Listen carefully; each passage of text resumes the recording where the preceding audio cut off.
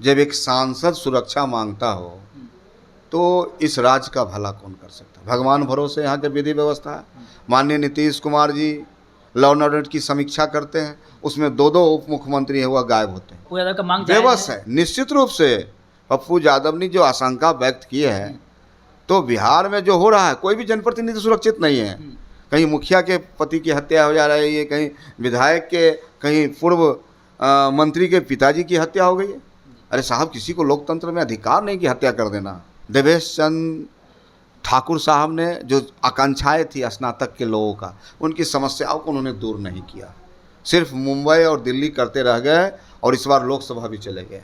तो जनता पूरा वहाँ गुस्से में है और जनता इस बार जो महागठबंधन का प्रत्याशी होगा उसको जिताने के लिए एकदम प्रतिबद्ध। नमस्कार, स्वागत है आपका लाइव बिहार में। मैं आपके साथ संजीव सिंह। कि लोकसभा चुनाव के बाद खाली हुए बिहार विधानसभा की 4 सीट पर उपचुनाव होने हैं, जिसको लेकर के तमाम जो पार्टियां हैं वो तैयारी रणनीति में जुड़ गई है। बीजेपी लगातार बैठक कर रही है, कल भी कोर कमेटी की बैठक थी, चुनाव को लेकर के चर्चाएं हुई है। लेकिन आरजेडी की तरफ से क्या कुछ तैयारी है, तमाम मुद्दे पर बातचीत करेंगे। हमारे से बात करने के लिए आरजेडी से प्रधान महासचिव सह मोरवा विधायक रणविजय साहू हैं। क्या कहेंगे, उपचुनाव होने हैं 4 सीट पे, कैसी तैयारी आप लोग की चल रही है? देखिए, राष्ट्रीय जनता दल एक कार्यकर्ताओं की पार्टी है और यह महागठबंधन का बड़ा परिवार है और इस परिवार में एक विचारधारा है और उस विचारधारा को लेकर हम जनता के बीच इस प्रकार लोकसभा के चुनाव में जनता को जिस प्रकार माननीय नीतीश कुमार जी और भारतीय जनता पार्टी ने जो ठगने का काम किया, वादा खिलाफी। पहले तो ये इन्होंने कहा 6 दिन लाएंगे, 2 करोड़ नौकरियां देंगे, गरीबों के पक्के मकान बनाएंगे, किसानों को आय दुगुना करेंगे, प्रत्येक सांसद 2-2 गाँव को गोद लेने का काम करेंगे। इस सारे बातें, सारे वादे खोखले साबित हुए और पुनः इन्होंने कहा, नीतीश कुमार जी ने कहा कि डबल इंजन की सरकार है और हम बिहार को विशेष राज्य का दर्जा दिला के रहेंगे। लेकिन क्या हुआ आप देखिए, न विशेष राज्य का दर्जा मिला, न विशेष पैकेज मिला। बिहार की जनता ठगा हुआ महसूस कर रही है और जिस प्रकार से इन्हें दलितों को, अति पिछड़ा को अपमानित करने का काम किया है साहब, यह बिहार एक पिछड़ा राज्य है।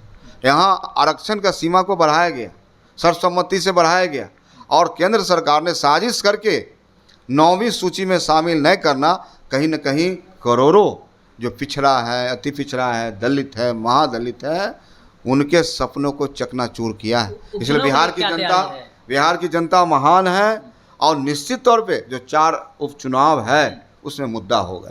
तैयारी आप लोग की कैसी है? पूरी तैयारी है और हम लोग जमीन स्तर पर, राष्ट्रीय जनता दल के कार्यकर्ता जमीन पर रहते हैं। भारतीय जनता पार्टी के नेता और एनडीए के नेताओं का तरह नहीं, हवाई, हिंदुस्तान पाकिस्तान, हिंदू मुस्लिम, मंदिर मस्जिद, इसके अलावा उनके मुंह से कुछ निकलता ही नहीं।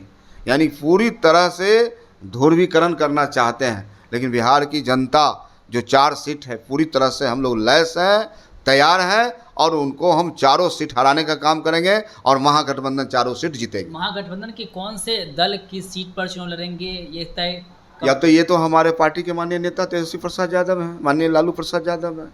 अन्य नेताओं के साथ कोऑर्डिनेशन कमेटी है बनी है, उसमें बैठक होगी, उसमें तय होगा कौन कितना प्रत्याशी लड़ेगा। से जो जहां से लड़े थे, क्या वो सीट उसी पार्टी के हिस्से में रहेगी? ये सब देखिए, माननीय नेता तेजस्वी प्रसाद यादव जो गठबंधन के नेता हैं, निश्चित रूप से अध्ययन हो रहा है, समीक्षा हो रही है और जल्द ही आप लोग को सूचना दे दी है। रामगढ़ सीट की अगर बात करें तो रामगढ़ सीट से जगदानंद सिंह के छोटे बेटे हैं अजीत सिंह, जो कि जीडी छोड़कर के आरजेडी में है, उसके चर्चाएं हो रही उसकी, तो इसमें कितना दम है? देखिए, आधिकारिक सूचना, आधिकारिक घोषणा पार्टी की होती है और यह बड़ा दल है, महागठबंधन है, कांग्रेस है, सीपीआई है, सीपीएम है, तमाम दल हैं, सभी नेता एक साथ बैठेंगे, तय होगा, पार्टी के प्रत्याशी की घोषणा होगी और राष्ट्रीय जनता दल महागठबंधन कोई हो, लेकिन मेरा महागठबंधन का अंग होगा और हम लोग 4 सीट जीतेंगे। तिरहुत स्नातक एमएलसी उपचुनाव 1 सीट पे वहाँ भी हो रहा है। अभिषेक झा को जेडीयू ने उम्मीदवार बनाया है। आप लोग की तरफ से कब उम्मीदवार की घोषणा होगी वहाँ से और कितने तैयार वहाँ से आप लोग? देखिए, राष्ट्रीय जनता दल का उम्मीदवार, महागठबंधन का उम्मीदवार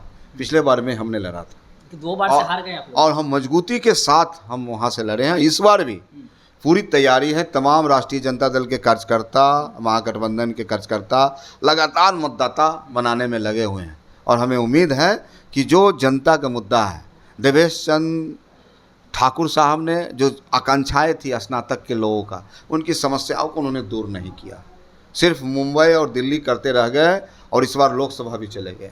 तो जनता पूरा वहाँ गुस्से में है और जनता इस बार जो महागठबंधन का प्रत्याशी होगा उसको जिताने के लिए एकदम प्रतिबद्ध। जब पूर्णिया से सांसद पप्पू यादव को इन दिनों डर लग रहा है अपराधियों से, कह रहे हैं कि अमित शाह को हमने पत्र लिखा है, Z+ सिक्योरिटी की उन्होंने मांग की है, Z सिक्योरिटी की, कैसे देखते हैं? देखिए, बिहार में तो स्थिति लॉ एंड ऑर्डर की बहुत ख़राब है।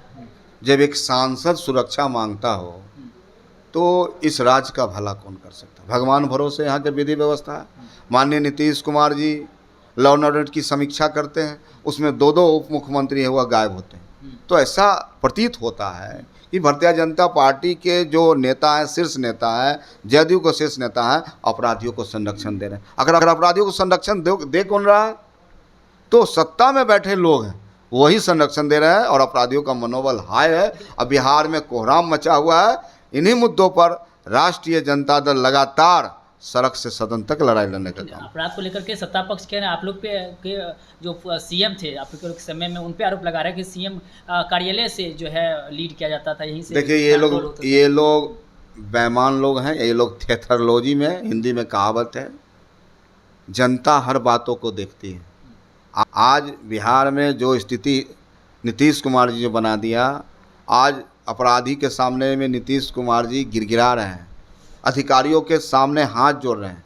तो ऐसा दिख रहा है कि बिहार का मुख्यमंत्री लाचार है, तो पप्पू यादव का मांग बेबस है। निश्चित रूप से पप्पू यादव ने जो आशंका व्यक्त की है, तो बिहार में जो हो रहा है, कोई भी जनप्रतिनिधि सुरक्षित नहीं है। कहीं मुखिया के पति की हत्या हो जा रही है, कहीं विधायक के, कहीं पूर्व मंत्री के पिताजी की हत्या हो गई है। अरे साहब, किसी को लोकतंत्र में अधिकार नहीं कि हत्या कर देना। कोई विवाद है तो उसके लिए न्यायालय है, थाने हैं।